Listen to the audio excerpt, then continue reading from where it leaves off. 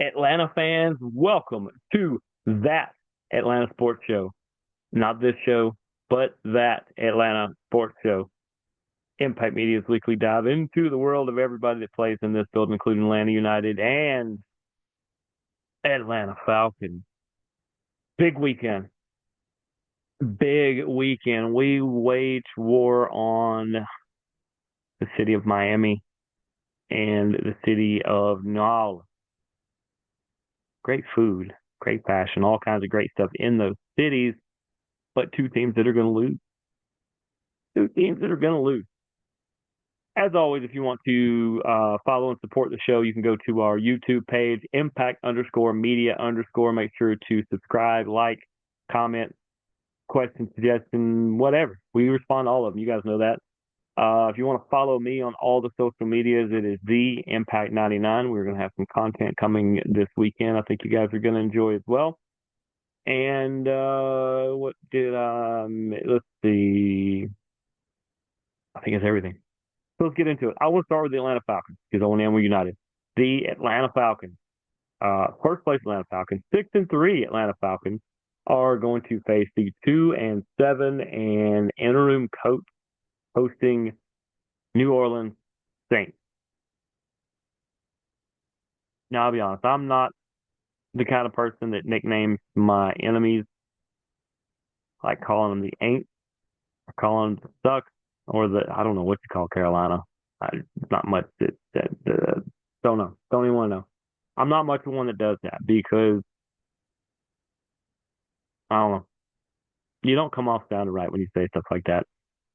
Anywho, you're facing arguably your biggest rival because, yeah, you could say the Buccaneers a little bit, but anytime that the Falcons have been on the cusp of really doing something great in the last handful of years, seems like it's the Saints that put the kibosh on it and somehow find a way to eliminate you from the playoffs or get in the way. Well, thanks to I can't blame just one player. Thanks to a lot of things. I think Nicky Loomis still doing a good job as a GM, but they recently let go of their coach. They are also 4 games back. Them and Carolina are actually tied. There's a chance. Or New Orleans?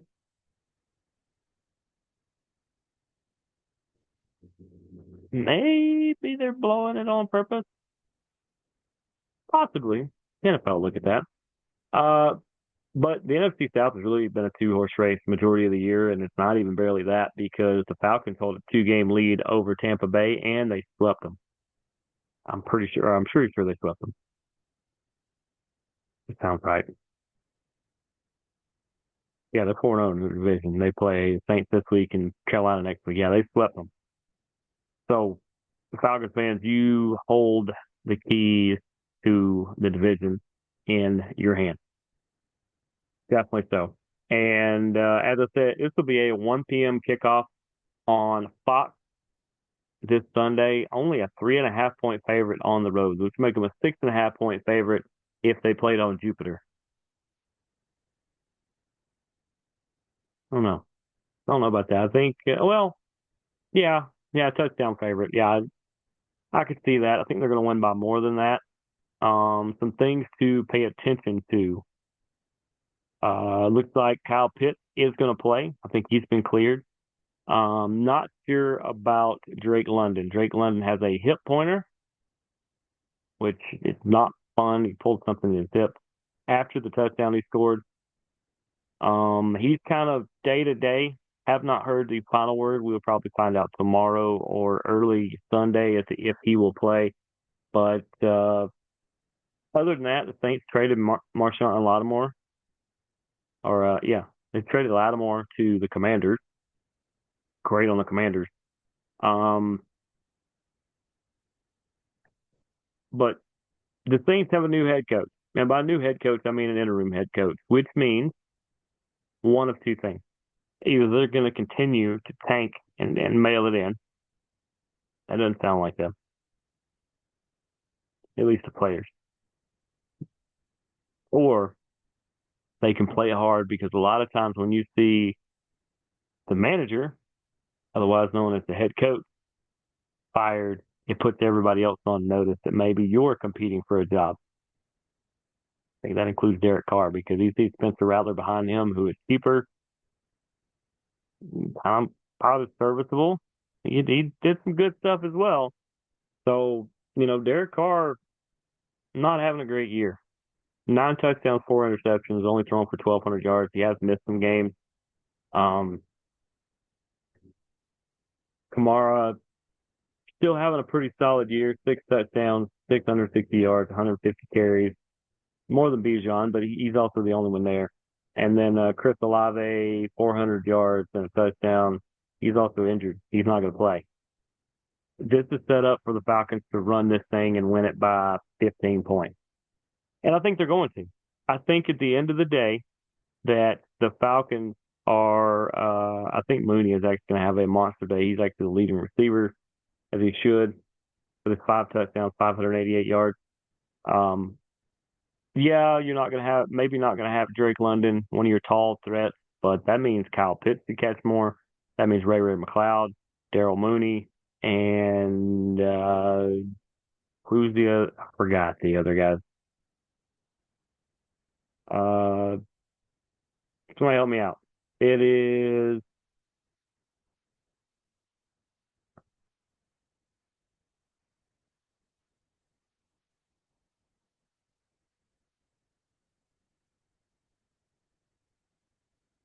Pod. Pod having a great year as well. Washington Warner, all those guys, but Hod having a pretty solid year as well. Look for those guys to be involved. Look for Bijan and Algier to get a little more running going because that makes a lot of sense. And look for, let's see, how many they have this week. They came into the game with 3 sacks and they left the game. Did they really? I lost count. So how many was it? They had 9. 9. They've had 9 total this year. So they came in with 3, got 6 during the game. They might get 4 or 5 more this week. It's a good time to get the pass rush going. It's a good time to get everything. Get everything moving and grooving, keep everybody healthy. Absolutely, absolutely, what needs to be done here, and you run it up on the Saints, especially over there. You run it up. You run it up. Coach Coach Moore knows. Coach knows. He's gonna run that up big time as you do because that's what they would do to you. They absolutely would run the score up on you and just go, well, that's your fault. So I don't really change much. I show up the same way I did last week. I run it up. If you're up big late in the third, okay, let's start putting people on the bench. But I think this is very much a Kirk Cousins showcase game, and I cannot wait to see him light up this Saints defense like the Saints have always tried to do to Atlanta. So this is the perfect time to get back at them. Absolutely, 1 o'clock on Fox. Make sure to watch it, everybody. We'll be watching along. Can't wait to see. Just can't wait to see it. It's going to be great. So let's get to United. Atlanta United, who won on the last day, on decision day, backdoored their way into the playoffs. Came up just short, and just short, I mean, barely just short. Late goal by Miami in game 1. They come back and win game 2, 2-1, including that unreal, just fantastic goal by Zonde Silva. It was like this. I was listening to this game on 929 The Game, listening to Mike Conti and Jason Longshore, which are by far my favorite way to listen to United games, whether I'm watching on TV or not. On the way to call the KSU hockey game. So I was leaving a family function, driving up to Kennesaw, and I had this game on. And in the 58th minute, Derek Williams equalized the Hector Martinez goal, and we're 1-1. I was like, oh, man. And just Atlanta kept building up, and they would build up. and they get real close, and then build up and just God, just this way, just above, just below, just beside, just off, just off. They're so close. They're on the doorstep. It's gonna happen. It's gonna drop sometime. It's gotta drop because Miami's not getting much of a run on the other side. They look tired, or they sound tired because I can't watch, obviously. And apparently, a handful of other people were listening to this game on the way to the hockey game as well. I stayed in the car to listen to it, and in the 94th minute of, I believe, a 5-minute stoppage time, Zonde Silva matches in the goal, makes it 2-1 Atlanta. Miami can't get anything going in the next minute, and we've tied this series up at 1. Absolutely fantastic. Like I said, I went into that hockey game as we were getting set up to make the call. So we call those, for people who don't know, I am the play-by-play voice of the YouTube live stream for KSU hockey. And I walk in, and some people said something about United. I said, well, did you guys hear the end of the game? And they said, no, we came in here right about when stoppage time was starting. And so I told them what happened, and there was some small celebrations there. We all celebrated together, and just a spectacular moment for Atlanta United and for the fans. And that was at home, the best place in the world to do a comeback like that. So now this just, Fort Lauderdale, isn't that where they play? It's going to shift down there. This series is tied 1-1, which, you know what that means? All bets are off. Whoever wins this game wins the whole thing. Whoever wins this game wins the whole thing. I mean, like not the MLS Cup that we did in 2018. Just chance. Now, while we're at it, it's fun to do that. Wins this round and goes into the next round. Can we get a bracket somewhere? Well, no. But Atlanta was able to beat Montreal to become the 8th seed, basically. Now they're taking on Miami. I believe they take on the winner of Orlando and Charlotte. Could be wrong. But this game shifts to there. It's going to be 8 o'clock on Saturday. Talked about on the last show, Hootie Hoo, that I was going to barely make it home in time to catch the KSU football game. Well, that's going to end right about 8 o'clock.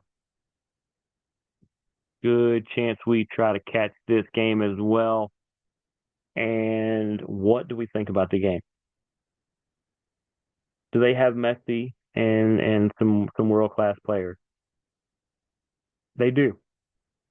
Did a pretty good job of containing Messi in the first 2 games, by the way, and Busquets and all those guys. So I feel pretty good about that we'll be able to do that. I don't think we're going to be missing.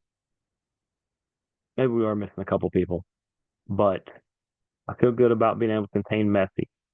So what we need is for Saba or Rios or Tiari or Silva, Williams, whoever.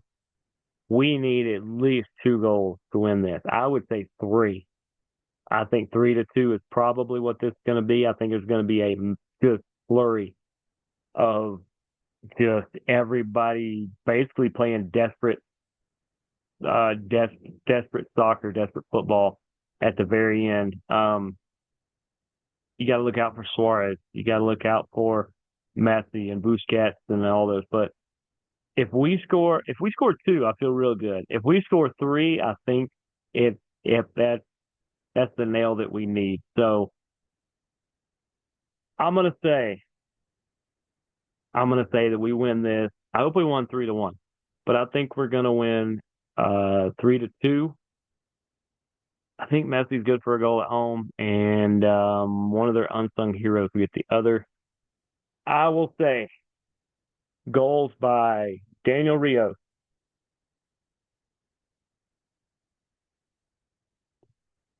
Alexi Moranchuk. And